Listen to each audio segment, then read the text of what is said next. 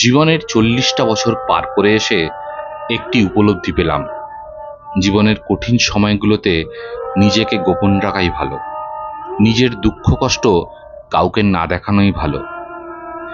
জীবনে যদি কখনো খারাপ সময় আসে, তাহলে চেষ্টা করবে নিজের দুঃখ কষ্টগুলো এমনভাবে নিজের মধ্যে আড়াল করে রাখতে, যেন পাশে বসা মানুষটিও টের না পায় যে তুমি গোপনে ভেঙে পড়েছ। পুড়ে গিয়েছে পুরো মন, হঠাৎ ঝড়ে ঝরে গিয়েছে জীবন গাছের সব সবুজ পাতা। শক্ত হও, নিজেকে বুঝাও, এত সামান্য বাতাসে কিংবা হালকা আঘাতে ভেঙে যেতে নেই। কান্না পেলে একা গোপনে কাঁদো, কিন্তু নিজের ক্ষতগুলো কাউকে দেখিও না।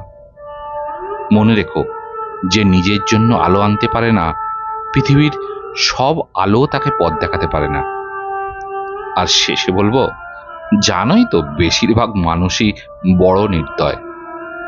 ভেঙে যাওয়া মৌচাকে আরো কটা ঢিল মেরে তারা আরো বেশি আনন্দ পায়।